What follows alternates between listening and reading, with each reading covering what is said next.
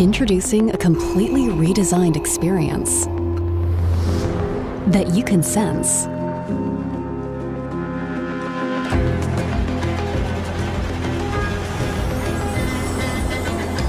And that senses you. The new Dell Latitude laptops bring your work closer to you.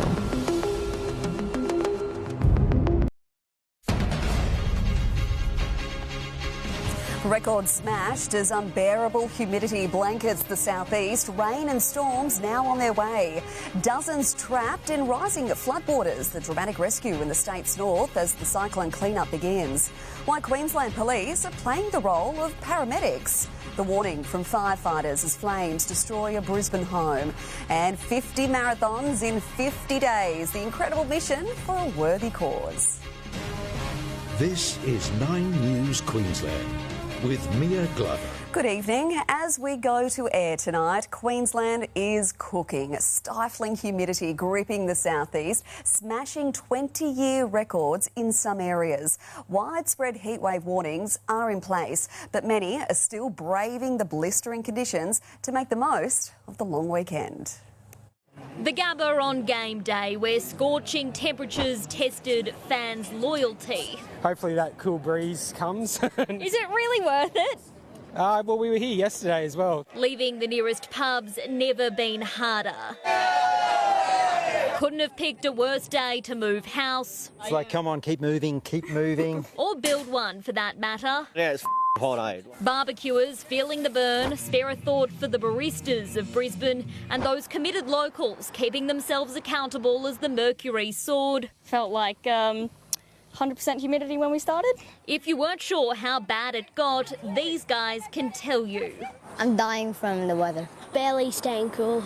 It's pretty hot. And this has been exacerbated by the fact of those very high humidity levels. That humidity making it feel like 40.2 degrees in the River City today, even though the temperature only reached 34.9. It was Queensland's second highest day for electricity demand on record. So very, very hot, oppressive conditions. Ipswich sweltered through 36 degrees. There was little relief on the Gold Coast, and Birdsville topped the state once again. If you struggled to sleep last night, you weren't alone. Temperatures didn't dip below 27 degrees in Brisbane, making it our hottest night since 2017.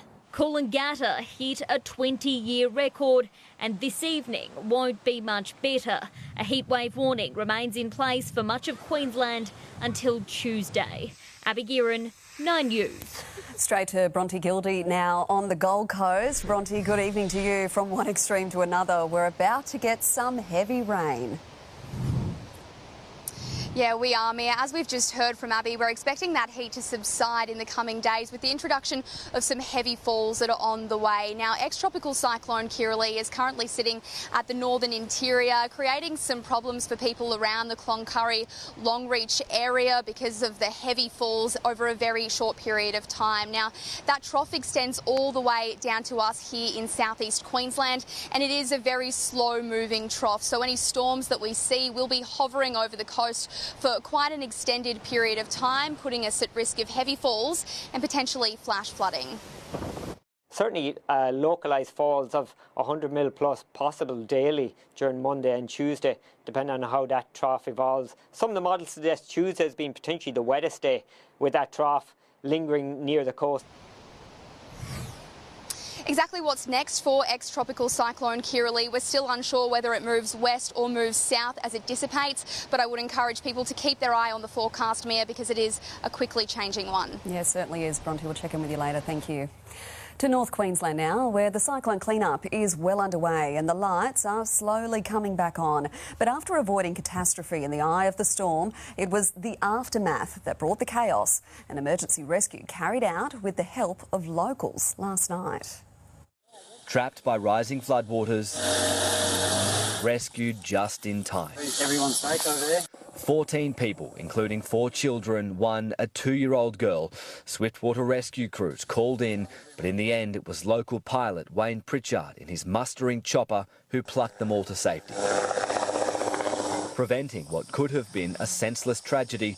They were sightseeing and shouldn't have been there. It is really, really disappointing to see that people are still maintaining the fact that are still actively trying to enter these floodwaters. Thankfully, that's the only emergency rescue in the aftermath of Kirrily.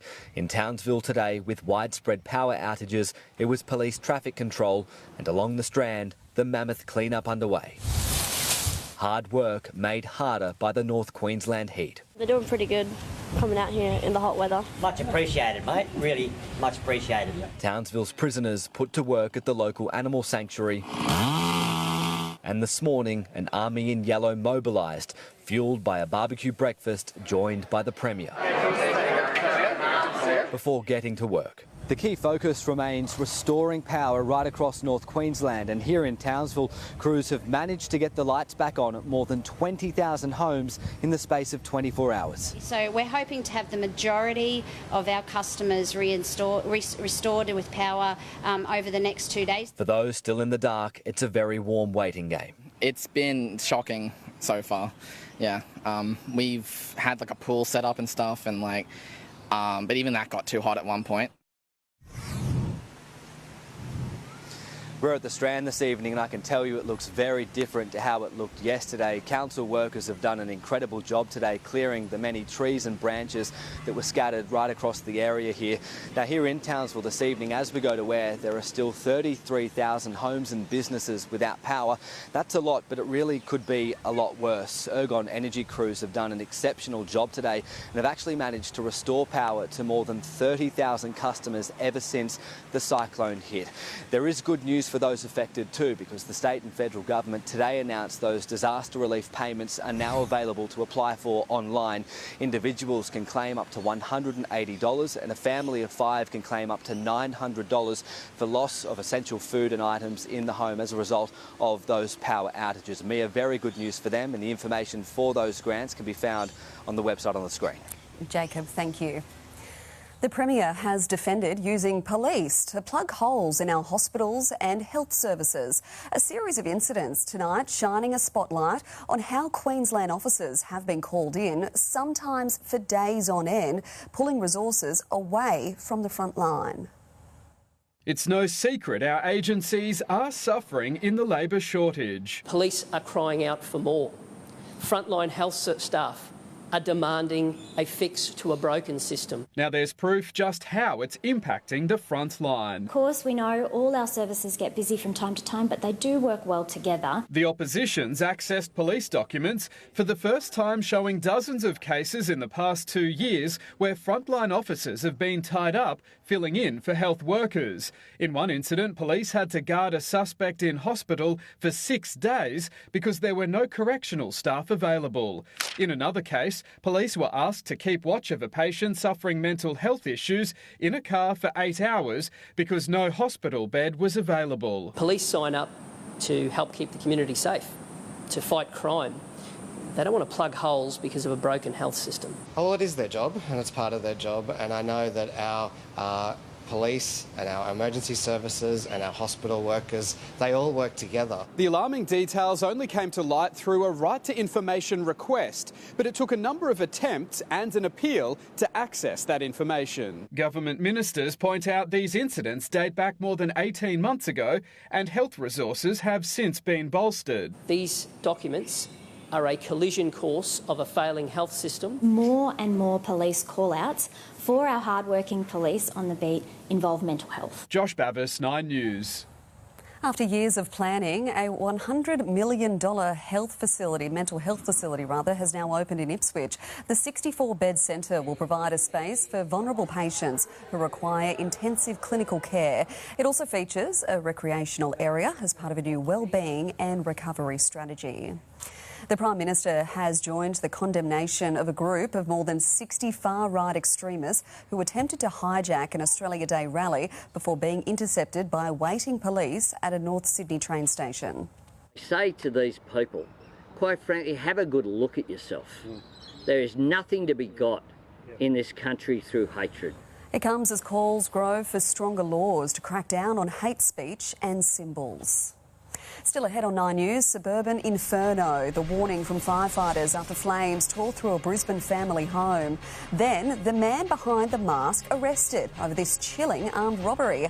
And 50 marathons in 50 days. We're at the finish line as the fundraising journey comes to an emotional end. 9 News, brought to you by Stan.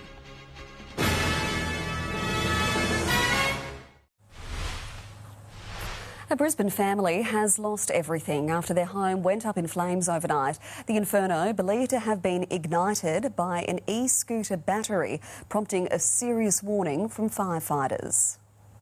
Firefighters locked in a frantic fight to hold back flames and save a family's home.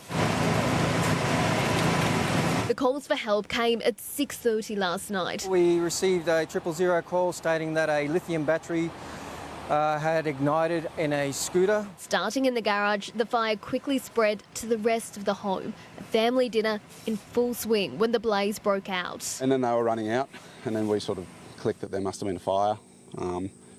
Is everyone okay? Just devastated. I couldn't believe it was happening, you know. The glow of the flames lit up the sky as toxic smoke billowed from the house. It took firefighters hours to bring it under control. Still at the scene this morning, extinguishing hotspots. The house has been left completely destroyed. Relatives today telling 9 News it had been in their family for around 70 years. It's extensive. The house is going to have to be demolished. There's nothing savable. Just shocked, absolutely shocked.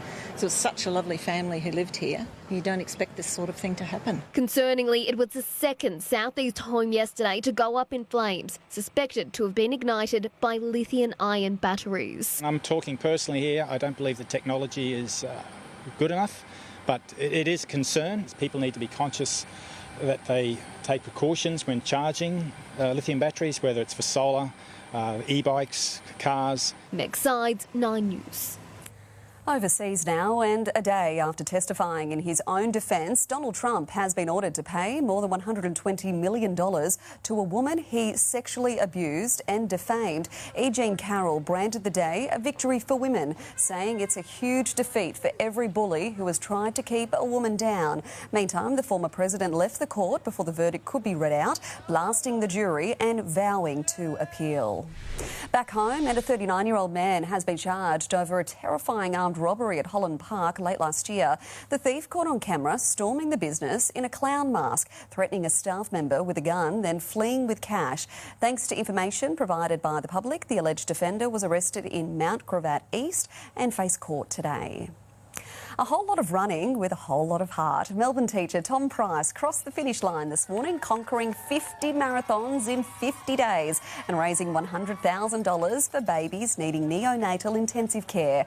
The inspiration behind the feat, his niece Sylvie, by his side for the emotional finale. It's not about me, it's about these babies, about these family members and about these nurses and doctors in the NICU. Good on you, Tom. Well, chasing the Queensland dream. In a 9 News property special, we break down the southeast hotspots, drawing in house hunters from across the country and even the globe. That's just moments away.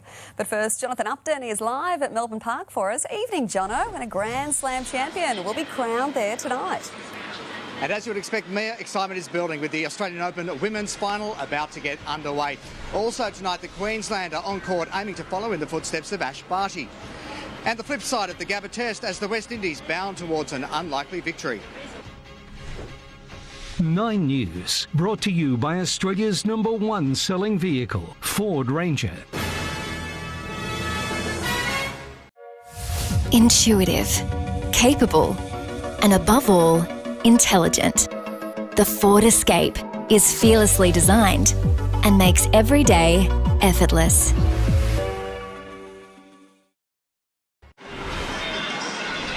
Good evening, live from Melbourne Park, where the women's finalists are about to be called to Rod Laver Arena. Every point straight after the news. Daniil Medvedev has just completed a training session here ahead of tomorrow's men's decider. The Russian booked a date with Yannick Sinner, coming from 2 sets down against Alexander Zverev, who blamed his collapse on illness. And remember this name, Queenslander Emerson Jones. The 15-year-old Gold Coaster was trying to become our first junior Grand Slam winner since Ash Barty in 2011, but fell to older, top-seeded opponent Renata Yamrikova. The Gabba Test hangs in the balance tonight. The West Indies pushing their lead close to 200 runs with 4 wickets still in hand during their second innings. Some quick thinking from Travis Head secured a crucial run out for the hosts a short time ago. Usman Khawaja top scored with 75 in Australia's first innings. His dismissal, the maiden Test wicket for windy spinner Kevin Sinclair, who couldn't contain his jubilation, celebrating with a backflip. An unorthodox approach also adopted by the Aussie women on the way to beating South Africa by 8 wickets in the first match of their T20 series.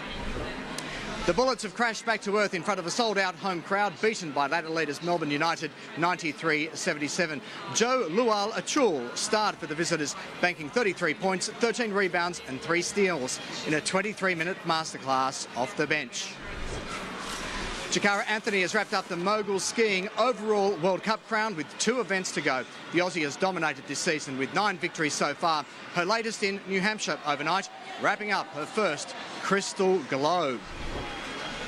And Queensland teenager Tori Lewis now owns the title of fastest woman in Australian history, breaking the national 100-metre sprint record in Canberra by crossing the line in 11.1 seconds at the ACT Open. So expect to see her at the Paris Olympics. Mia, the women's final, then it's the men's doubles final featuring Aussie Matt Ebden. Oh, so excited. Thanks, Jono. And Bronte's back with a check on the weather. And Bronte, it's still a warm one out there at the moment, isn't it? It is a steamy one, Mia. 28 degrees here in Palm Beach, but feeling more like 32. How long's it going to hang around for? I'll have your full forecast coming up in just a little bit.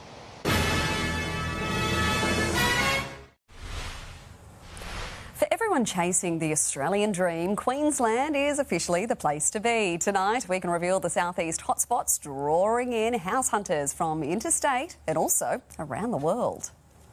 Sun, surf and spectacular views. The Gold Coast has some of the hottest property in the country. We have all of the sorts of facilities that you'd want in a city like, but nowhere near the size. Perfect place to be. And buyers right now across Australia are taking note. In the last year, the Gold Coast was the most searched location in the country among interstate buyers, with Surfers Paradise topping the list. Broadbeach is also highly searched, but bit by bit we're starting to see suburbs that people weren't so familiar with. New PopTrack data shows Palm Beach recording a 35% jump in searches over the last year, followed by Coolangatta with a 28% increase. A lot of the movement up here of people downsizing out of big homes in Sydney or Melbourne and coming up here and wanting really upmarket stylish apartments. For overseas buyers and expats, Brisbane City is the place to be, followed by Toowong and St Lucia. We've definitely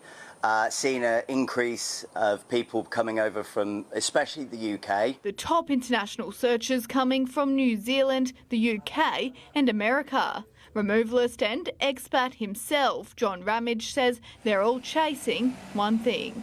I do think that the job prospects at the moment seem a lot better in Australia. I think people are always looking to improve their lifestyle. Everyone is looking for that Australian dream. Yasmin Bennell, 9 News. Switch on a Daikin Alira X split system with advanced streamer technology to remove more than 99% of harmful indoor air pollutants and surround yourself with cleaner air this summer. Daikin, perfecting the air. Time now for your full weather forecast with Bronte Gildea. And Bronte, how long will these steamy conditions stick around for? Certainly until Monday, Mia. We were expecting an afternoon storm to cool us off today, but sadly it didn't eventuate. We will have some storms around likely in the coming days, so we'll keep you updated with that as they do come. But first, let's take a look at some of the temperatures, these heatwave temperatures across the southeast today. Some pretty uncomfortable numbers here. The Gold Coast 33, Redcliffe 35, the same in the city. Gatton 37, Amberley 38, and up on the Sunshine Coast 34 degrees. Taking a look at the map now, we're seeing that wet weather being generated for the northern interior by ex-tropical cyclone Kiralee, pushing the showers and storms down to the southeast corner.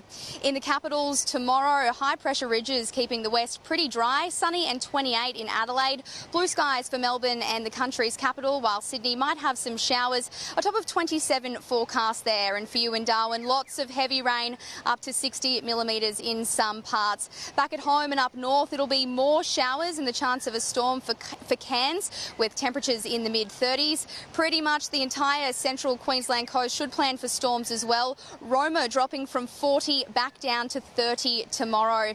Down here in southeast Queensland, the Bureau is forecasting a high chance of showers and storms in most places. Noosa 31 degrees, Gatton 29, out around Redcliffe 30, Ipswich 30 as well, and 30 for us here on the Gold Coast. Out on the bay tomorrow, north to northwesterly winds tending southeasterly 10 to 15 knots in the evening. Seas will be about a metre and a half.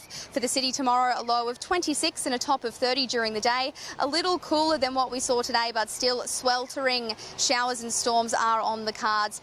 The heat wave looking to dissipate as we look ahead to next week, back to the low 30s. The showers, though, will be hanging around into the start of February. Ipswich, a pretty similar 7-day outlook. Cooler on Monday with the showers drying up on Thursday. Here on the Gold Coast, a touch cooler for us with temperatures forecast in the high 20s. We'll have the chance of a thunderstorm sticking around until Monday, with showers persisting after that. Looking like a dry weekend just ahead. And out on the sunny coast, heavy rain on the way for Tuesday and showers easing after that. Mia, I am off to get an ice cream. I'm sure you probably are too. This heat wave is the best possible excuse, I think. Absolutely, that or a cool drink, Bronte. Thank you very much. Well, that is 9 News Queensland for your Saturday. Thank you so much for your company. Don't go anywhere. The Australian Open returns next on Channel 9, the women's finals. It's going to be good. I'm Mia Glover. From all of us, good night.